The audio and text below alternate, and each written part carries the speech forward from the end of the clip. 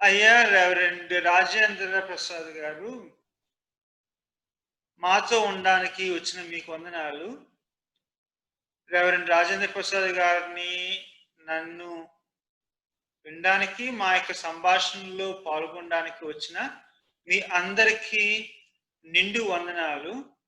అయ్యా మీరు మధ్యన లాక్‌డౌన్ మధ్యలో ప్రయాణాలు తప్పలేదు చేస్తున్నారు. చాలా బిజీగా ఉన్నారు. కానీ మీరు మాకు మీ టైం ఇచ్చారు. చాలా చాలా వందనాలండి. మిమ్మల్ని కలిసే భాగ్యం నాకు పోయిన సంవత్సరమే దొరికింది. 2019 జనవరిలో యూటీసీలో కలిశాను. అవును. తర్వాత రిచ్మండ్ వర్జీనియాలో కలిశాను. మీ యొక్క అవును సార్. రీసెర్చ్ సంగతి వినడం, చదవడం చాలా సంతోషము. ఈ డాక్టరల్ డిసర్టేషన్ కంప్లీట్ చేశారు. దాన్ని బట్టి మీకు కంగ్రాచ్యులేషన్స్ కూడానండి. Thank you. ప్రతి పరిచర్యకి ఒక ప్రారంభం ఉంది. పరిచర్యకి ప్రారంభం ఉంది ఉదయగిరి. ఈ ప్రారంభం గురించి మీ తల్లిదండ్రులు, తోబట్టులు, సొంత సంఘం పిలిచింది దేవుడే గాని సిద్ధపరిచింది వీళ్ళు. వీళ్ళు మీ సేవకి మిమ్మల్ని ఎలా సిద్ధపరిచారో కొన్ని మాటల్లో చెప్తారా? థ్యాంక్ యూ అయ్య గారు. మీరు నన్ను ఈ రీతిగా ఆహ్వానించడము, మీరు ఇచ్చినటువంటి ఒక మంచి ఆధిక్యతగా నేను ఫీల్ అవుతున్నాను. తర్వాత చాలా రోజుల తర్వాత మీతో సంభాషించడము, రిచ్మండ్ క్యాంపస్ తర్వాత మళ్ళా ఈ రీతిగా మిమ్మల్ని కలవడం అనేటువంటిది దేవుడు ఇచ్చినటువంటి ధన్యతగా నేను భావిస్తున్నాను. ఈ పరిచర్య గురించి చెప్పాలంటే, నేను నా చిన్నతనంలో 5th, 6th క్లాసెస్ చదివేటప్పుడు మా అమ్మ వాళ్ళతోటి కలిసి సువార్తకి వెళ్ళేవాడిని. వాళ్ళ పాస్టర్ గారు వాళ్ళని సువార్తకి తీసుకెళ్లేవాడు ఎక్కువగా. నెల్లూరు టౌన్ లో ఉండేవాళ్ళము. ఆ టౌన్ బయట ఈ రిక్షా పుల్లర్స్ చిన్న చిన్న గుడిసెలు వేసుకొని ఊరు బయట ఉండేవాళ్ళు. వాళ్ళ దగ్గరికి వెళ్ళి సువార్త చేస్తూ ఉండేటువంటి వాళ్ళము. వాళ్ళని గమనిస్తుండేవాడిని. అమ్మ వాళ్ళతో పోయినప్పుడు వాళ్ళని గమనిస్తుండేవాడిని. తర్వాత నాకు రెగ్యులర్ గా సండే స్కూల్కి వెళ్ళడం అలవాటు ఉండేది. ఆ తర్వాత సండే స్కూల్ అయిపోయాక మెయిన్ చర్చిలో వెళ్ళి కూర్చునేవాడిని. మెయిన్ చర్చిలో కూర్చున్నప్పుడు పాస్టర్ గారిని చూసి పాస్టర్ గారి లాగా అవ్వాలి అనేటువంటి ఒక కోరిక ఉండేది మొదట్లో.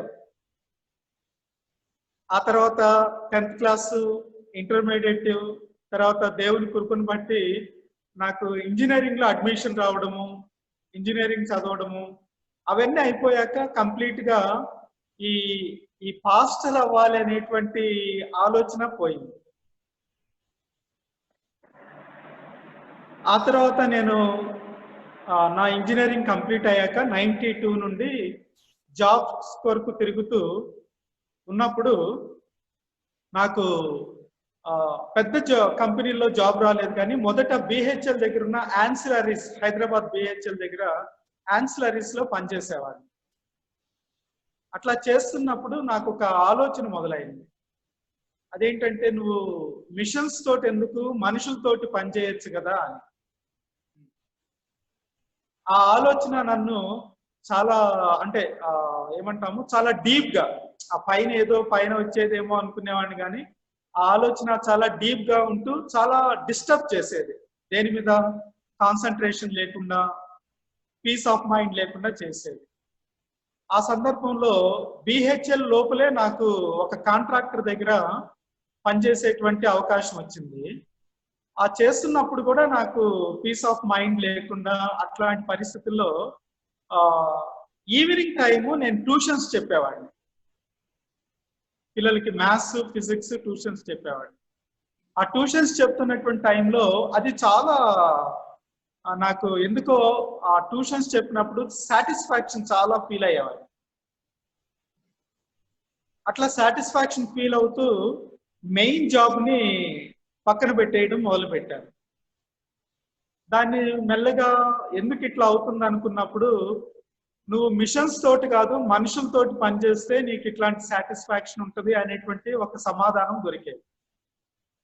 ఆ తర్వాత మళ్ళా నన్ను నేను కౌన్సిల్ చేసుకుంటూ ఇదంతా కూడా ఒక రకమైనటువంటి తెలియనటువంటి ఒక భ్రమలో ఉన్నాను అనేటువంటి ఫీలింగ్స్ లోకి వెళ్ళాను. అంటే ఈ ఇట్లా నా ఆలోచనలన్నీ నేనున్నటువంటి నా ప్రపంచంలో ఏదో తెలియనటువంటి లోకంలో ఉన్నాను, తప్పు మార్గంలో ఉన్నానేమో అనిపించేది నాకు. చివరికి 2002వ సంవత్సరంలో ఒక ఫైనల్ డెసిషన్కి వచ్చి థియలాజికల్ ఎడ్యుకేషన్ లోకి వెళ్దామని ఏసీటీసీలో బీడీ జాయిన్ అయ్యాను. అంటే చాలా స్ట్రగుల్ అయ్యాక నా థాట్స్ అన్నింటినీ ఒకసారి పరిశీలన చేసుకున్నాక 2002వ సంవత్సరంలో నేను ఏసీటీసీలో బీడీ జాయిన్ అయ్యాను. సో నా church background Baptist church background. Nellore loan star చర్చ్లో పెరిగాను. దాని తర్వాత నేను ఇంజనీరింగ్ హైదరాబాద్కి వచ్చేసాక అక్కడ నుండి బ్యాప్టిస్ట్ చర్చెస్ తోటి నాకు ఎక్కువ పరిచయాలు లేకుండా అయిపోయాయి. మాకు దగ్గరలో ఉన్నటువంటి చర్చెస్కి వెళ్ళడం అట్లాంటివి చేశాను. సో 2002వ సంవత్సరం నుండి 2006వ సంవత్సరం వరకు ఏసీటీసీలో బీడీ కంప్లీట్ చేశాను. బీడీ కంప్లీట్ చేశాక నాకు అనంతపూర్ డిస్టిక్ హిందూపూర్లో సిఎండ్ఐజీ మిషన్ చర్చ్ ఒకటి ఉండేది. Ceylon general machine church. అది వాళ్ళు బ్యాప్టిస్ట్ డాక్ట్రిన్స్ ఫాలో అవుతారు. ఆ చర్చ్లో పాస్టల్ మినిస్ట్రీని టేకప్ చేశారు. అక్కడ 1 year పాస్టల్ మినిస్ట్రీ చేశాక అక్కడ చర్చిలో ఉన్నటువంటి కార్యవర్గ సభ్యులకి వాళ్ళ యొక్క చర్చి డామినేషన్కి లేకుంటే అక్కడ ఉన్నటువంటి పరిస్థితులకి నేను అడ్జస్ట్ అవ్వలేకపోయాను. అంటే నాకు చర్చిలో ఉన్నటువంటి ఈ కార్యవర్గ సభ్యులు పాస్టర్కి ఉండేటువంటి ఆ కోఆర్డినేషన్, కోఆపరేషన్, కలిసి ఎట్లా పని చేయాలో తెలియకపోవడము, అందుని బట్టి నేను వాళ్ళతోటి పని చేయలేక అక్కడ నుండి నెల్లూరు డిస్ట్రిక్ట్ ఆత్మకూరు అనే ఊర్లో సెంటనరీ తెలుగు బ్యాప్టిస్ట్ చర్చ్లో వచ్చి అక్కడ పాస్టర్గా జాయిన్ అయ్యాను. ఆత్మకూరు చర్చ్లో పాస్టర్గా జాయిన్ అయ్యాక చాలా ఫ్రీడమ్. పాస్టల్ మినిస్ట్రీలో ఎవరు ఇన్వాల్వ్ అయ్యేవాళ్ళు కాదు, చాలా ఫ్రీడమ్ ఉండేది. అర్లీ మార్నింగ్ 4:30కే వర్షిప్ మొదలయ్యేది డైలీ. ఆ వర్షిప్ చాలా ఇంట్రెస్టింగ్ గా అనిపించేది. మార్నింగ్ లేచి ప్రార్థనలు నడిపించడం అనేటువంటిది ఒక 1/2 hour ఉండేది. దాని తర్వాత వెన్స్డే రోజు, ఫ్రైడే, సాటర్డే, సండే ఇట్లా మినిస్ట్రీస్ ఉండేవి. ఒక 3 years చాలా మంచిగా చర్చ్ మినిస్టర్ చేయడం జరిగింది. ఆ మినిస్ట్రీ నాకు చాలా నేర్చుకున్నాను. నేను కూడా చాలా సాటిస్ఫై అయ్యాను. అప్పట్లో మా ప్రొఫెసర్ రావెల జోసెఫ్ గారు ఒక ఆయన ఫోన్ చేసి,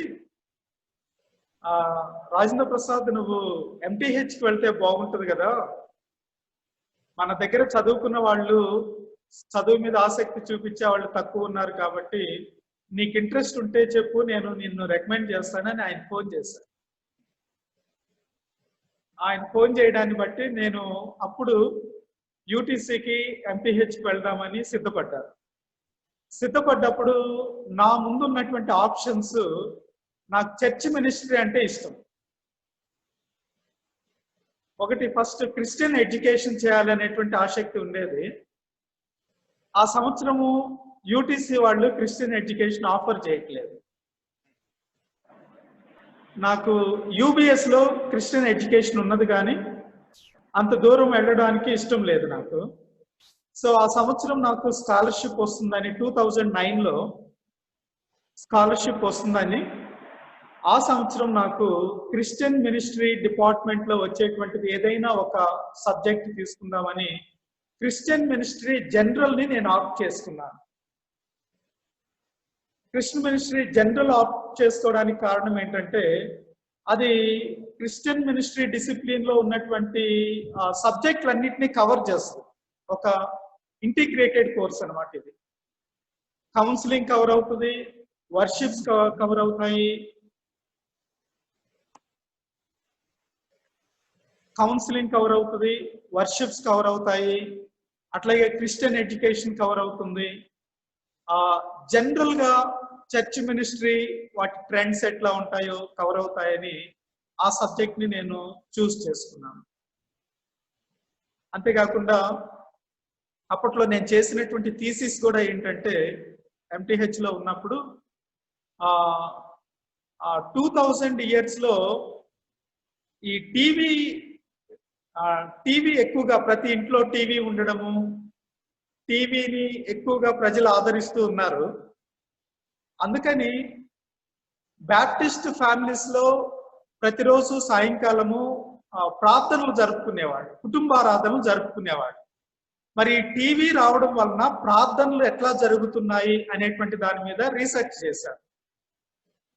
ప్రార్థనలు జరుగుతున్నాయా, లేకుంటే ప్రార్థనలు ఏమైనా పోస్ట్ పోన్ చేస్తున్నారా, ప్రార్థనా సమయాన్ని ఏమైనా తగ్గించుకున్నారా?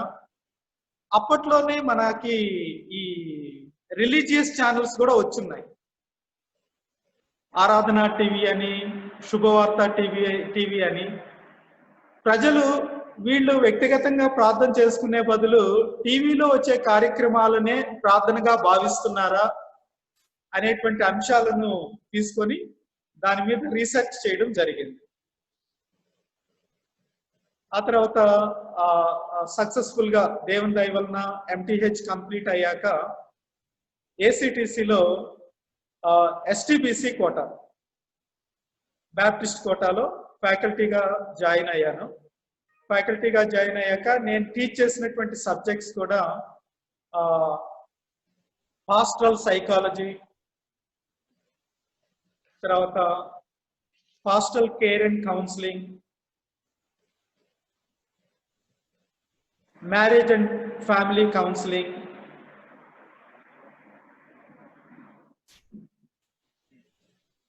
pastors commitment for ministry,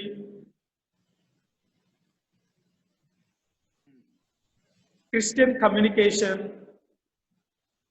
వీటిని టీచ్ చేస్తూ ఉన్నాను. 2011 నుండి 2016 వరకు ACTCలో డిఫరెంట్ లెవెల్స్ లో, మాకు ACTCలో నేను జాయిన్ అయిన year bachelor of theology BTH ఉండేది. ఆ తర్వాత 2012 నుండి బ్యాచిలర్ ఆఫ్ థియాలజీ, అది సిరంపూర్ వాళ్ళు దాన్ని ఆ ప్రోగ్రామ్ క్లోజ్ చేసి బీడీని 2 వర్షన్స్ చేశారు. ఒకటేంటంటే IBD అంటారు, ఇంటిగ్రేటెడ్ బీడీ. రెండవదేమో డైరెక్ట్ గా బీడీ. IBDకి ఎలిజిబిలిటీ ఇంటర్మీడియట్ స్టూడెంట్స్ వచ్చేవాడు, అది 5 years కోర్స్. దాని ముందు బీడీకి వచ్చి డిగ్రీ స్టూడెంట్స్ వచ్చేవాడు. ఈ ఇంటర్నల్ స్టూడెంట్స్ మాత్రమే కాకుండా మాకు ఈవినింగ్ కాలేజ్ ఉండేది, అది మాస్టర్ ఆఫ్ డివినిటీ స్టూడెంట్స్ ఉండేవాడు, MDiv. అది కాలేజ్ ప్రోగ్రామ్. ఆ కాలేజ్ ప్రోగ్రామ్ చేస్తుండే వాళ్ళము. తర్వాత కరస్పాండెన్స్ కోర్సెస్ ఉండేవి. కరస్పాండెన్స్ కోర్సెస్ సిరంపూర్ సర్టిఫికేట్ ఇచ్చేటువంటిది కాలేజ్ కోర్సెస్ కండక్ట్ చేసేది. అది వచ్చేసి డిప్లొమా ఇన్ క్రిస్టియన్ స్టడీస్ ఒక కోర్సు, రెండో కోర్సు వచ్చి bachelor of Christian studies BCS. ఈ కోర్సెస్ అన్నిటికీ క్రిస్టియన్ మినిస్ట్రీ సబ్జెక్ట్స్ ని టీచ్ చేస్తూ ఉండేవాడు. అట్లా ఒక 4 years, ఆల్మోస్ట్ 4 years, 5 years తర్వాత అగైన్ కాలేజ్ వాళ్ళు ఫ్యాకల్టీ డెవలప్మెంట్ ప్రోగ్రామ్ కింద డాక్టరల్ స్టడీస్ కి పంపించడం జరిగింది. ఈ డాక్టరల్ ప్రోగ్రామ్ లో కూడా నేను చేసినటువంటి రీసెర్చ్ ఏంటంటే, ప్రజెంట్ కాంటెక్స్ట్ లో, ప్రస్తుత సందర్భంలో మనకి అర్బన్ ప్లేసెస్ లో, డిస్ట్రిక్ట్ హెడ్ క్వార్టర్స్ లో, స్టేట్ క్యాపిటల్స్ లో మెగా చర్చెస్ అనేటువంటివి ఫామ్ అయ్యాయి. ఒక ఉదాహరణ, మెగా చర్చ్ ఉదాహరణ కల్వరీ టెంపుల్ సతీష్ కుమార్ నడుపుతారు హైదరాబాద్ లో. అటువంటి చర్చెస్ స్టేట్ క్యాపిటల్స్ లో, ప్రతి స్టేట్ క్యాపిటల్స్ లో ఇప్పుడు మెగా చర్చెస్ కనపడుతున్నాయి. ఈ చర్చెస్ రావడానికి దారి తీసినటువంటి పరిస్థితులు ఏంటి, ఎందుకు ఇటువంటి వచ్చాయి అనేటువంటి దాని మీద నేను రీసెర్చ్ చేశాను. ముఖ్యంగా చేంజ్ అవుతున్నటువంటి సాంస్కృతిక పరిస్థితులు, దాని తర్వాత చేంజ్ అయినటువంటి కాంటెక్స్ట్, సందర్భం,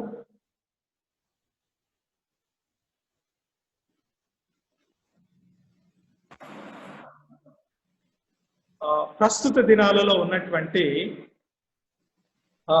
టెక్నాలజీ, ముఖ్యంగా భారతదేశంలో యూత్ పాపులేషన్ ఎక్కువ. ఈ సాంస్కృతిక పరిస్థితులు, మారుతున్నటువంటి టెక్నాలజీ, వీటన్నిటి వలన ఏమైనా ఈ సంఘాలు ఏర్పడుతున్నాయా అనేటువంటి రీతి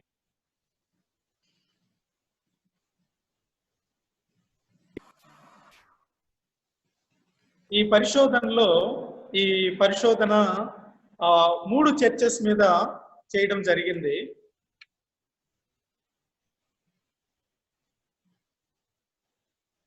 ఈ రీసెర్చ్ ముఖ్యంగా 3 చర్చెస్ ని పెట్టుకొని ఈ పరిశోధన చేశాను. హైదరాబాద్ లో ఉన్నటువంటి ప్రాముఖ్యమైనటువంటి చర్చెస్ ని. మనకేమైందంటే తెలుగు చర్చెస్ లో ముఖ్యంగా మొదటి నుండి కూడా మిషనరీస్ వాళ్ళ చర్చెస్ స్థాపించాక అప్పటి నుండి కూడా ఒక నూతన వరవడి ఎప్పటికప్పుడు ఇండిపెండెంట్ చర్చెస్ అని, ఇండిజినైజ్డ్ చర్చెస్, లోకల్ మనకున్నటువంటి రిసోర్సెస్ ను ఉపయోగించుకొని, లోకల్ వనరులతోటే ఉన్నటువంటి వాటిని ఉపయోగించుకొని మొదలుపెట్టినటువంటి సంఘాలు కూడా తెలుగులో చాలా ఉన్నాయి. అట్లా తెలుగులో ఎప్పటికప్పటికి నూతన వరవడి వస్తూనే ఉంది. ఈ చర్చెస్ చాలా అంటే దాదాపు మెయిన్ లైన్ చర్చెస్ మొదలైనప్పటి నుండి కూడా ప్యారలల్ గా ఇండిపెండెంట్ చర్చెస్, ఇండిజినస్ చర్చెస్ ఇట్లా రావడం జరుగుతూ ఉంది. ఇట్లా మొదలైనటువంటి చర్చెస్ ఈ కాంటెక్స్ట్ లో, ఈ సందర్భంలో వాటి రూపం మార్చుకున్నాయి. అవి ఆ రూపం మార్చుకోవడానికి కారణాలు ఏంటంటే మారినటువంటి సాంస్కృతిక పరిస్థితులు, దానికి సహాయపడ్డటువంటి వాతావరణం ఏంటంటే గ్లోబలైజేషన్, ప్రపంచీకరణ.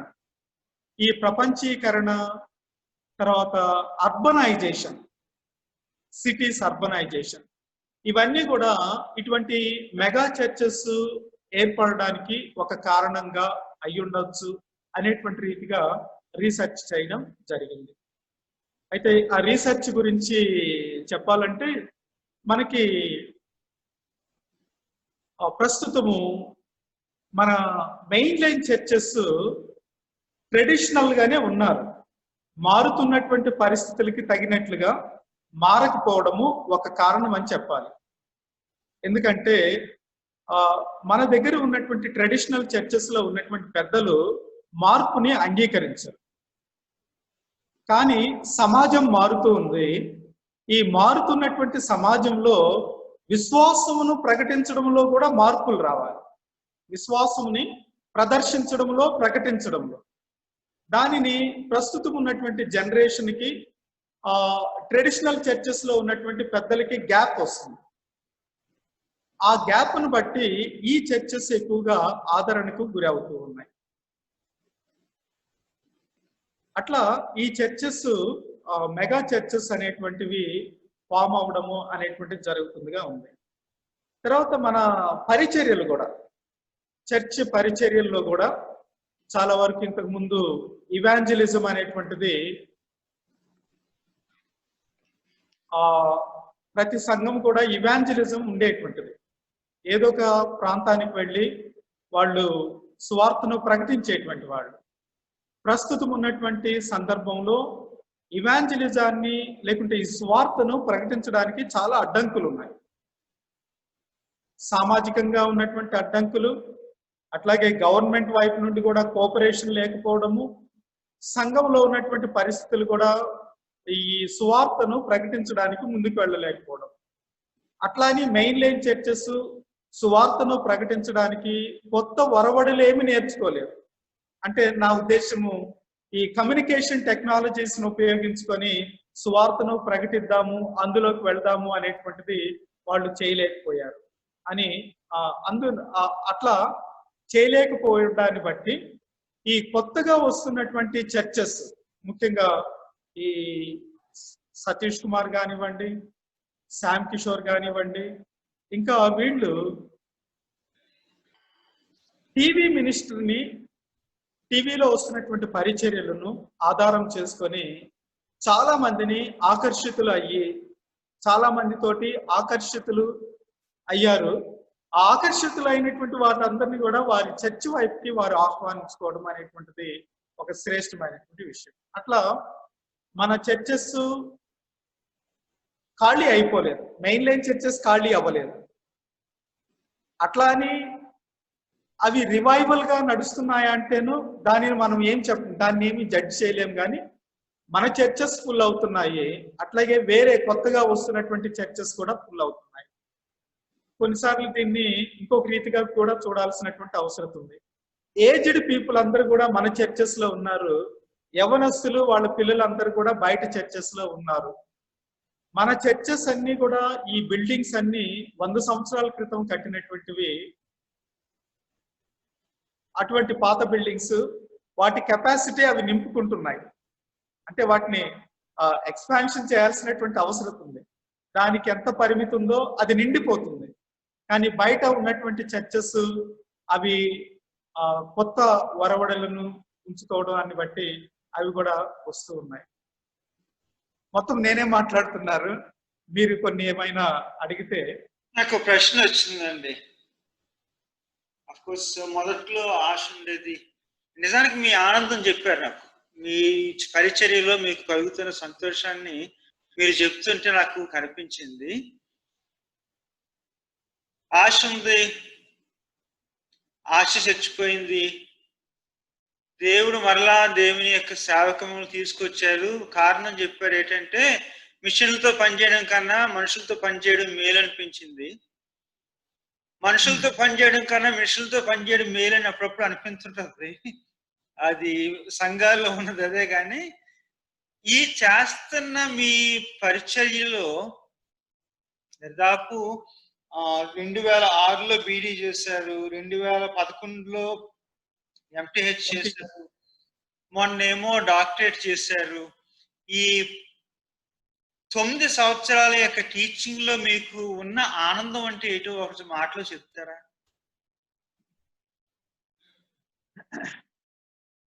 టీచింగ్ లో ఆనందం అనే దానికన్నా టీచింగ్ లో బాధ్యతగా అనిపిస్తుంది.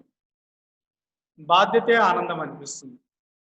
ఎందుకు ఆ మాట అంటున్నానంటే, ఈ చర్చ్ మినిస్ట్రీకి కమిట్ అయ్యేటువంటి వచ్చేటువంటి ఆ కమిట్మెంట్ తోటి వచ్చేటువంటి వాళ్ళు వేరు వేరు కమిట్మెంట్స్ ఉంటాయి.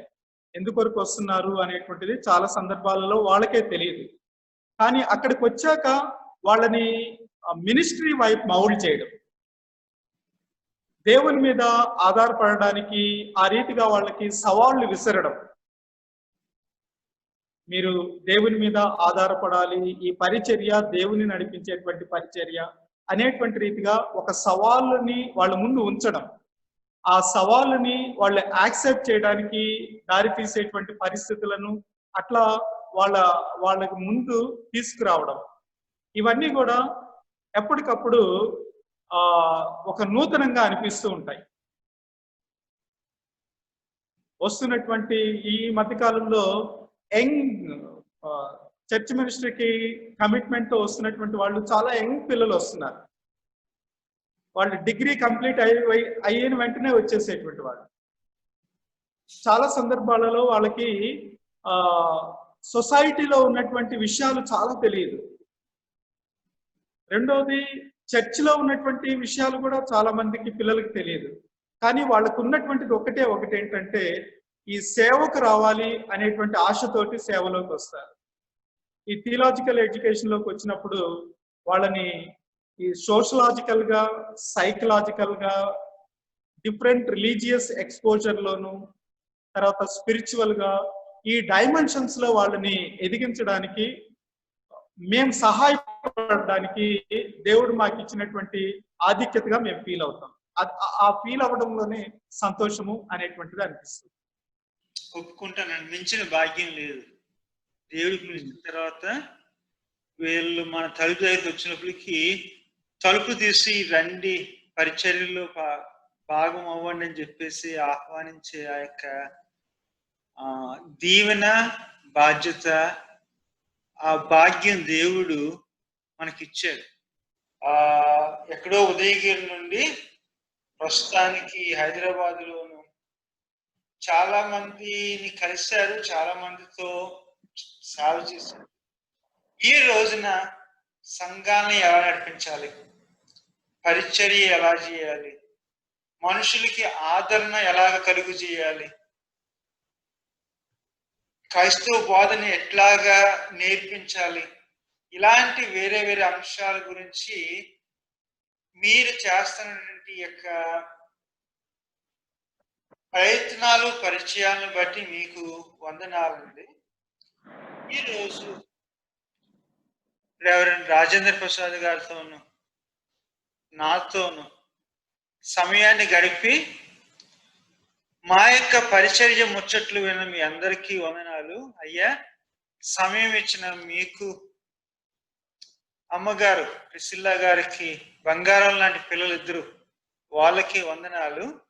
అంతేకాదు, సేవకి ఆసక్తి కలిగించిన కన్న తల్లి, ఆమె పెద్దల దారిలో చాలా మంది గురువులు, వాళ్ళకి వందనాలు. పిలిచిన దేవునికి కూడా వందనాలండి. Thank you. చాలా ఉంటాను మరి.